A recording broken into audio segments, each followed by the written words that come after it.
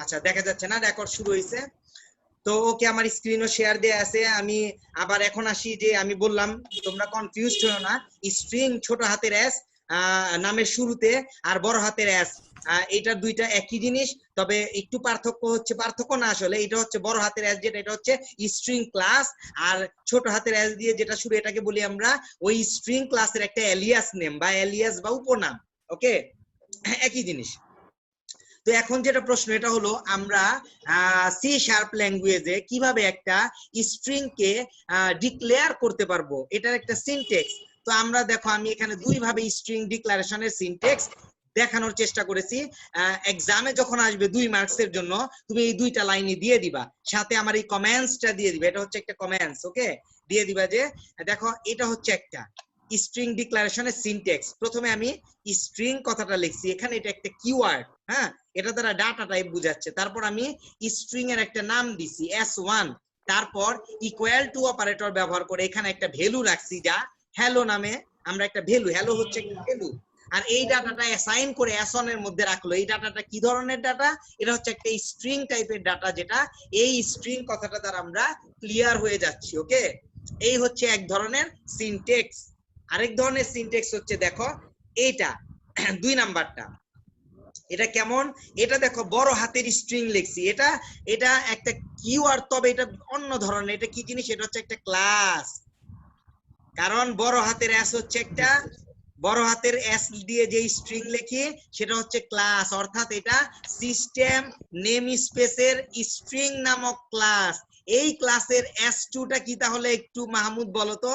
আমি এই ছোট হাতের স্ট্রিং এর ক্ষেত্রে s1 কে বলছি ভ্যারিয়েবল, আর এখন ক্লাসের ক্ষেত্রে এই s2 কে কি বলবো?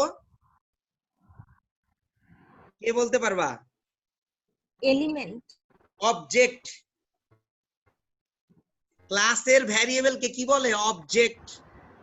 এত তাড়াতাড়ি ভুলে গেলে হবে না। তো আমরা ক্লাসের জন্য কি ডিক্লেয়ার করি? অবজেক্ট ডিক্লেয়ার করি এই ক্লাসের মেম্বারদের অ্যাক্সেস করার জন্য। তাহলে আমি ওয়েলকাম কে অ্যাক্সেস করতে হলে এই স্ট্রিং ক্লাসের একটা অবজেক্ট ডিক্লেয়ার করা লাগবে না? সেটাই হচ্ছে s2, অথবা অবজেক্টের আরেক নাম ভ্যারিয়েবল। তুমি ভ্যারিয়েবল বললেও আমি ধরে নিতাম তোমার কথা ঠিক আছে, সাহস করে তো এটাও বলতে পারলাম না। ভ্যারিয়েবল ক্লাসের ক্ষেত্রে আমরা এটাকে অবজেক্ট বলি, অর্থাৎ ইউজার ডিফাইন ডাটা টাইপের ভ্যারিয়েবল কে আমরা অবজেক্ট বলি। ওকে, তো এটা হচ্ছে অবজেক্ট। তো দেখো তাইলে আমরা দুই ভাবে আমরা একটা স্ট্রিং কে সি শার্প ল্যাঙ্গুয়েজে ডিক্লেয়ার করতে পারি। একটা কমেন্ট দিয়ে দিছি creating string using string keyword, আর একটা হচ্ছে creating string using string class. একটা স্ট্রিং কিওয়ার্ড ব্যবহার করে করছি, আর একটা স্ট্রিং ক্লাস ব্যবহার করে ডিক্লেয়ার করছি। তাহলে এটা একটা 2 মার্কসের প্রশ্ন, স্ট্রিং কে কিভাবে ডিক্লেয়ার করতে হয় তার সিনট্যাক্স লেখো। ওকে, তো চলো এবার একটা এক্সাম্পল প্রোগ্রামে চলে যাই। এটাই স্ট্রিং এর একটা এক্সাম্পল প্রোগ্রাম, সিম্পল একটা প্রোগ্রাম। দেখো এই প্রোগ্রামটা কি করছি, আমি একটা স্ট্রিং s1 ডিক্লেয়ার করছি যার মধ্যে হ্যালো কথাটা রাখছি। আর এটা কি জিনিস কেউ কি বলবো আমারে?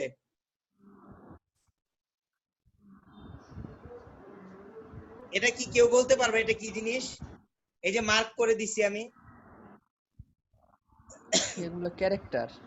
ক্যারেক্টার তো বুঝলাম, কিন্তু এটা কি? এই লাইনটা বলো আমার, পুরো লাইনটা কি? ক্যারেক্টার টাইপের কি এটা? ডাটা। হ্যাঁ, আর এটা একটা কেউ বলতে পারতাছ না? কেউ বলো একজন, এটা কি? ক্যারেক্টার তো বুঝলাম, ডাটা। আচ্ছা আমি বুঝলাম স্যার, এতটুকু হলো ডাটা ক্যারেক্টার টাইপের। কিভাবে বুঝলাম স্যার? এখানে সিঙ্গেল কোটেশন দেয়া আছে, আর আমরা সিঙ্গেল কোটেশনের মধ্যে ক্যারেক্টার রাখি, তাই না? আচ্ছা ভালো কথা স্যার, এটা হচ্ছে একটা নাম। তাহলে এটা কি জিনিস কেউ তো বলো এটা কি?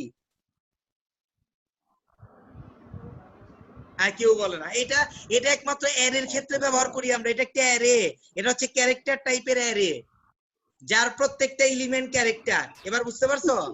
এটা হচ্ছে একটা সিঙ্গেল ডাইমেনশনাল অ্যারে।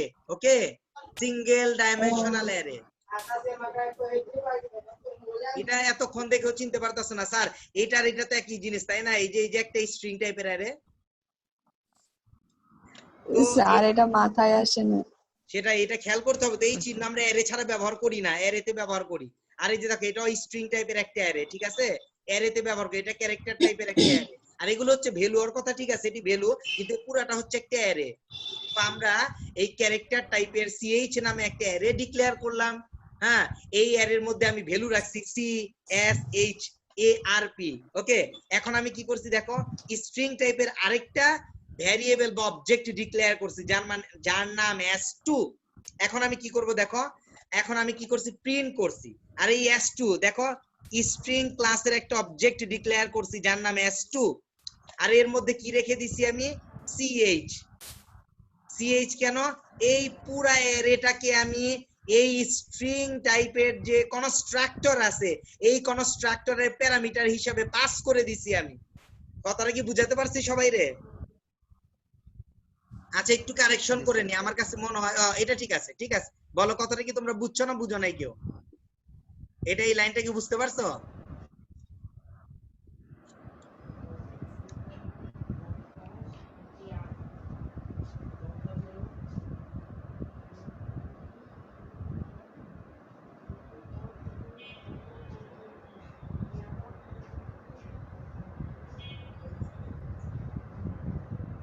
কি এই লাইনটা কি বুঝতে পারছো সবাই? কেউ কিছু বলো না কেন? তোমরা কি ভুলে স্যার গেছো? আবার একটু বলেন স্যার। আচ্ছা, এই আমি তো বললামই আরেকটা ডিক্লারেশন করা যায় কি, সেটা স্ট্রিং, তাই না?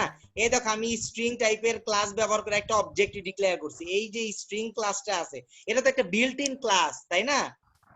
তো এই বিল্ট ইন ক্লাসের একটা অবজেক্ট আমি s2 ডিক্লেয়ার করছি, এবং s2 কে ডিক্লেয়ার করার সাথে সাথে এর ভ্যালু আমি দিয়ে দিছি।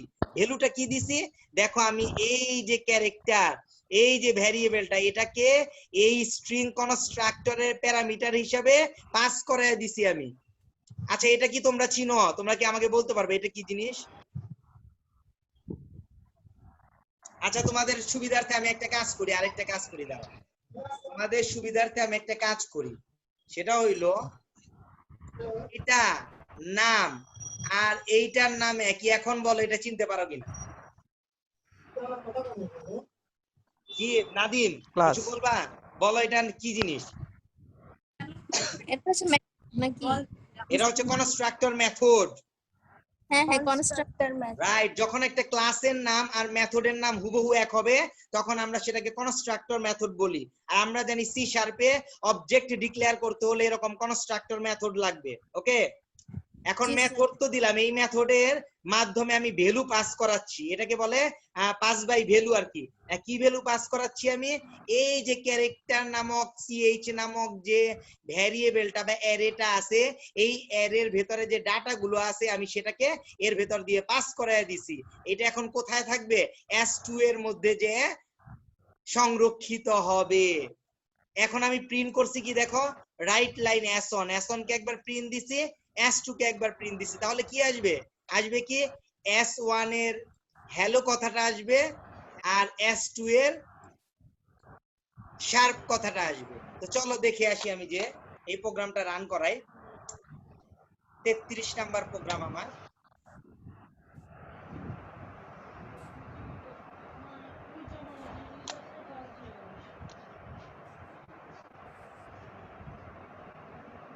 এই যে প্রোগ্রামটা এখানেই আছে, সিম্পল একটা প্রোগ্রাম। এখন রান করি, কি আসছে? হ্যালো শার্প, তাই না? আচ্ছা, ধরো এক লাইনে যদি নিয়ে আসি আমি, তাহলে কি হয়?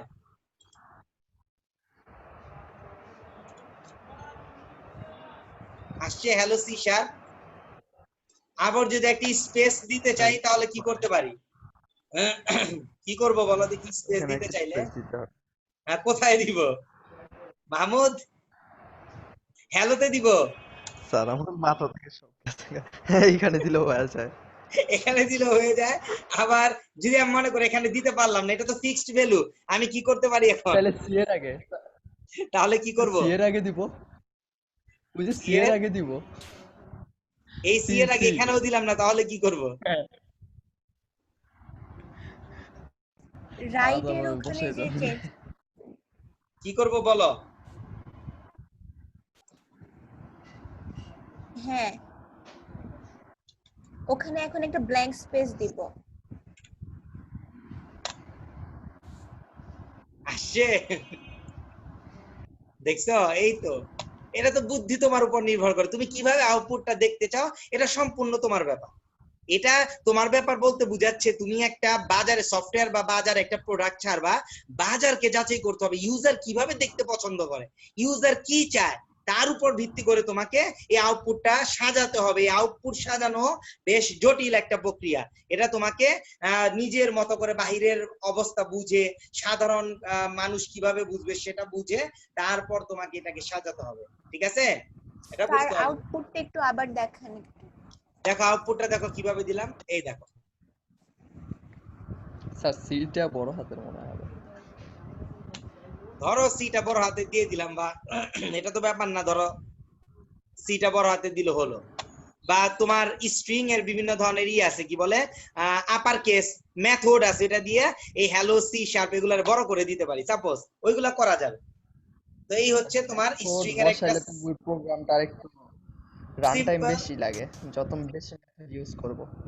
দেখতে পাচ্ছ তো, একদম সিম্পল জি স্যার। একটা প্রোগ্রাম।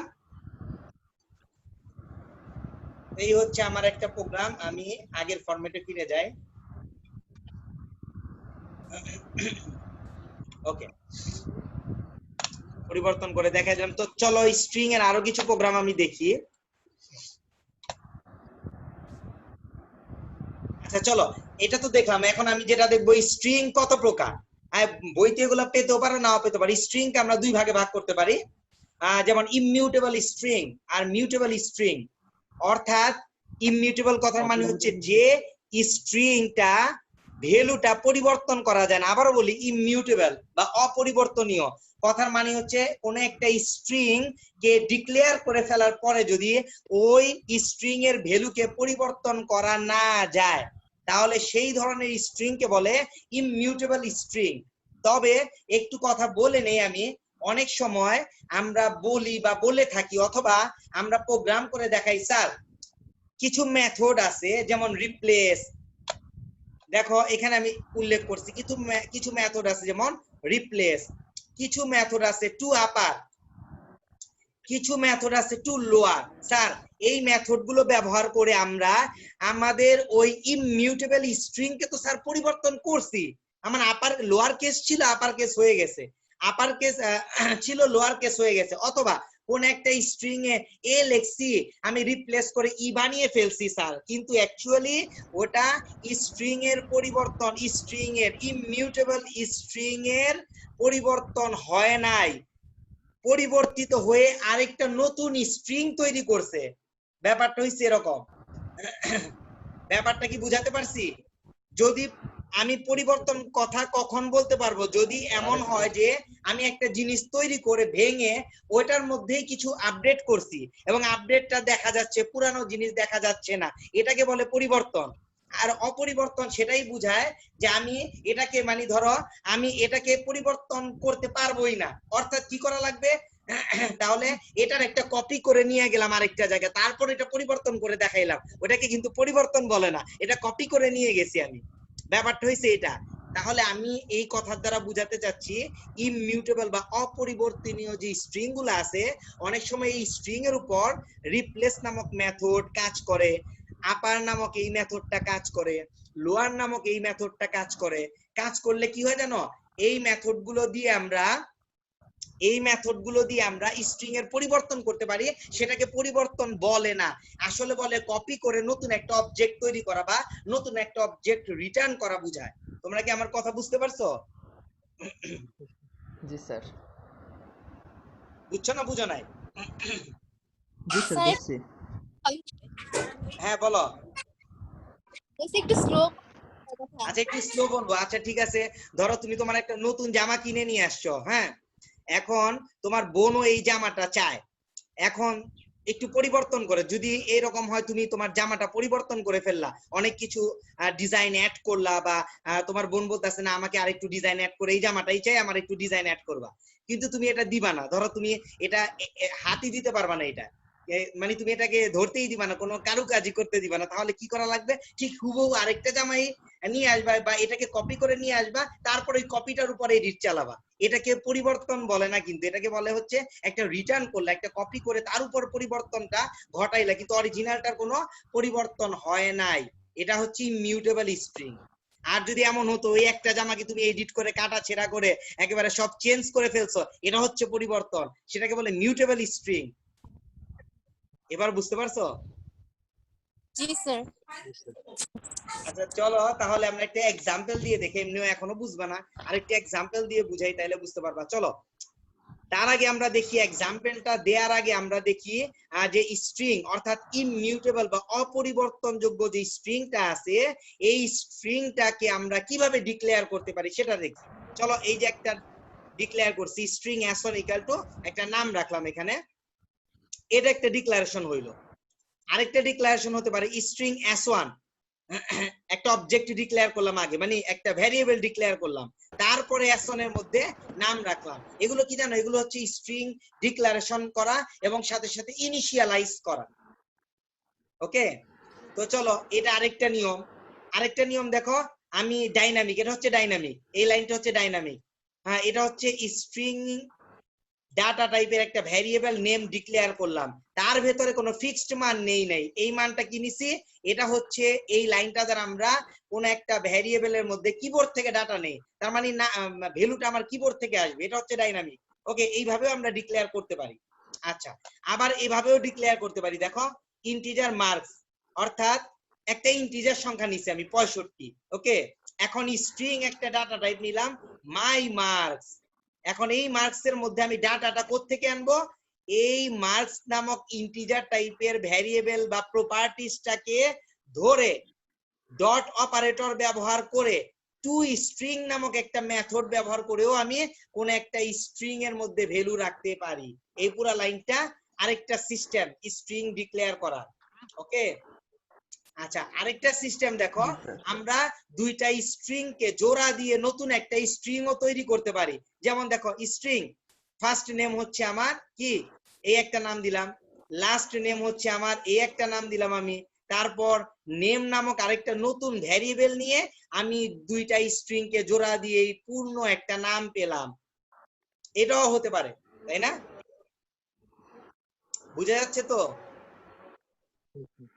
জি স্যার। জি স্যার। আমি কি অনেক দ্রুত কথা বলতেছি, আরেকটু আস্তে বলবো, ঠিক আছে? তো এই স্যার হচ্ছে আমি তো কি, বুঝতে পারতেছি, এর থেকে ফাস্ট বললেও আমি বুঝতে পারি, কিন্তু আচ্ছা কোনো ওরা তো সমস্যা বুঝে নাই। না। এই হচ্ছে ইমিউটেবল স্ট্রিং কে কিভাবে ডিক্লেয়ার করতে হয়। আমি কিন্তু অনেক ডিটেইলস পড়াচ্ছি, এগুলো সব বইতে পাবে না তুমি, বইতে হয়তো এই স্ট্রিং ডিক্লারেশন এটা দিয়ে শেষ করে দিছে এখানে, কিন্তু স্যার ইমিউটেবল আবার হ্যাঁ বলো, বইতে এগুলো কিছুই নেই। কিন্তু সিলেবাসে আছে, এটা মনে রাখবে সিলেবাসে আছে, সুতরাং আমি তো এইগুলা দিয়ে দিচ্ছি, নোটগুলা করে দিচ্ছি, সিলেবাস দেখে পড়াইছি। হ্যাঁ, তুমি এগুলা পড়ে নিবা, আমার এই নোটে সব থিওরি দেয়া আছে। এই যে দেখো বাংলায় লিখে দিছি সবই, এগুলা লিখলেও পরীক্ষা হবে। থিওরি তোমার লেখার মতোই লিখছি আমি, অতিরিক্ত কোনো কথা এখানে যোগ করি নাই, সুতরাং পরীক্ষার হলে এগুলা দিলেই হবে, বইতে না থাক, এটাই বই। আচ্ছা চলো এবার ইমিউটেবল স্ট্রিং কিভাবে ডিক্লেয়ার করে, চারটা পদ্ধতি দেখায় দিছি আমি, এই চারটাই দিয়ে দিতে পারো। তো ইমিউটেবল স্ট্রিং, হ্যাঁ, এই স্ট্রিং ক্লাসের অনেকগুলো মেথড আছে, আর মেথড তো জানি আমরা, তাই না?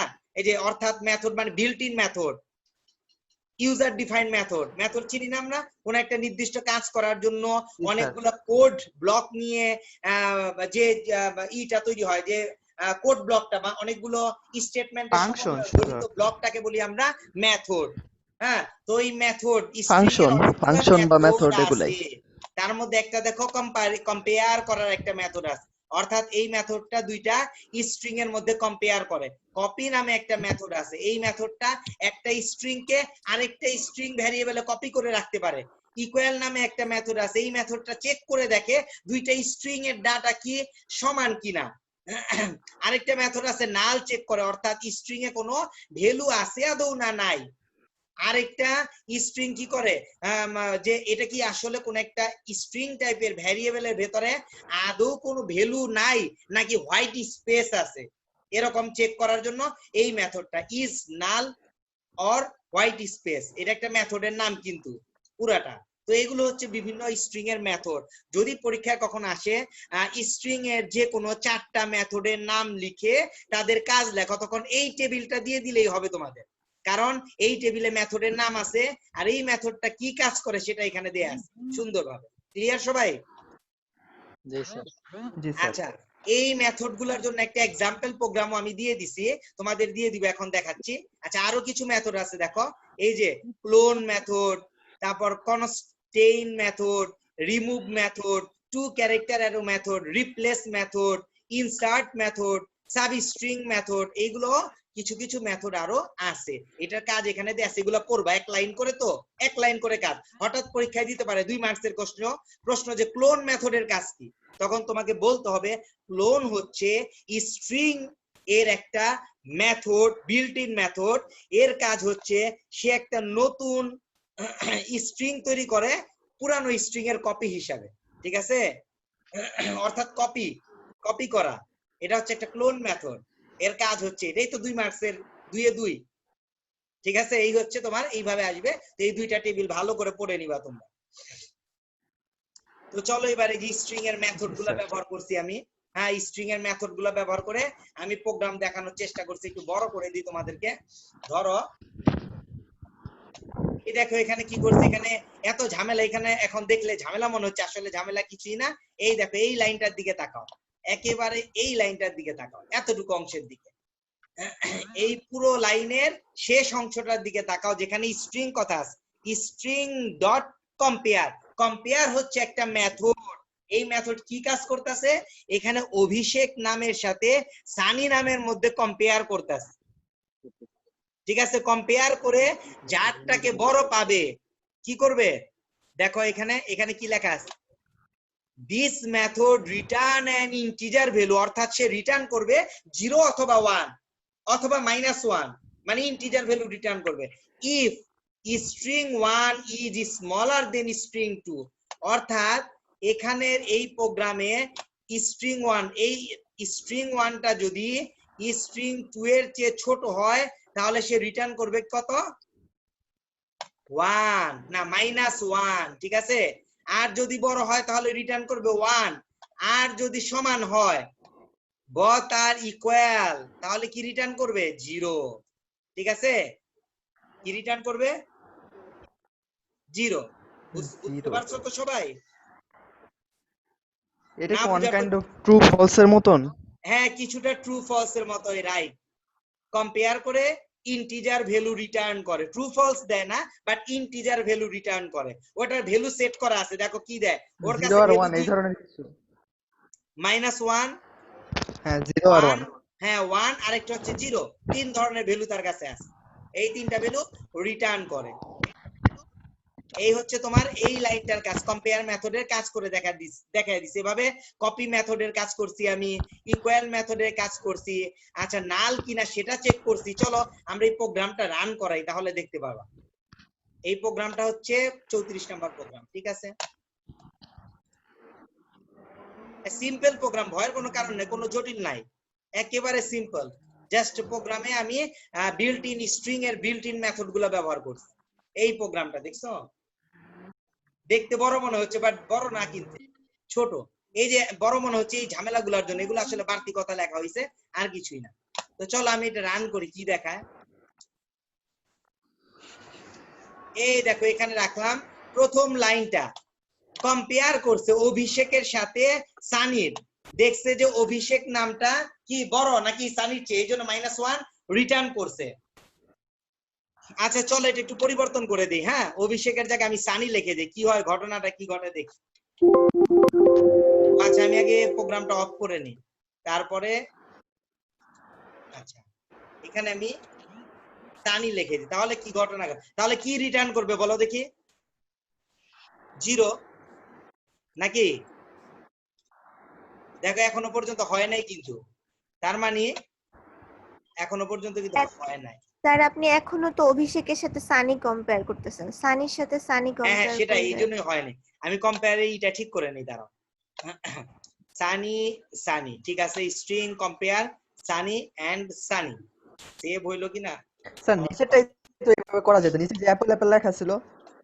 কোথায় না ওটা ছোট হাতের না দাঁড়া সব ঠিক করে নি। ওই যে ছোট হাতের বড় হাতের এই যে নিচে অ্যাপেল অ্যাপেল না এত আচ্ছা নিচে দাঁড়াও না নিচে আসতেছি, দাঁড়াও উপরেরটাকে কাজ করে নি। সানির নিচেরটা সানির একটা লাইন নিচে ওই সানি দেখছো সানি যেটা সুইটার এক লাইন নিচে কম্পারিজনে কি দেখিছে ইকুয়াল, ইকুয়াল কি ইকুয়াল না, কিন্তু দেখছো সানি ছোট হাতের লিখছি আর বড় হাতের একটা সানি, এই জন্য -1 দেখাইছে, এখনো ইকুয়াল না, তার মানে -1 দেখাচ্ছে। আমি এক কাজ করি, এটাকে করে দিই বড় হাতের সানি। এখন আমি দেখি তো, এখন কি দেখাইছে 0, তার মানে ইকুয়াল হয়ে গেলে 0, ঠিক আছে, 1 হয়ে গেছে তাই না, তার মানে ভ্যালু পরিবর্তন হচ্ছে 0, তার মানে কম্পেয়ার অপারেটর কাজ করতেছে মেথডটা। তো চলো কপি মেথডটা দেখি। Copy text value in new string Rana, তার মানে আমি যেটা লিখবো হ্যাঁ স্ট্রিং এ সেটাকে সে কপি করবে, কপি করবে মানে জাস্ট সে হুবহু প্রিন্ট করবে কপি করে। এই কপি মেথডের কাজ জাস্ট কপি করা, এই জন্য এখানে রানা নামটা হুবহু দেখাচ্ছে।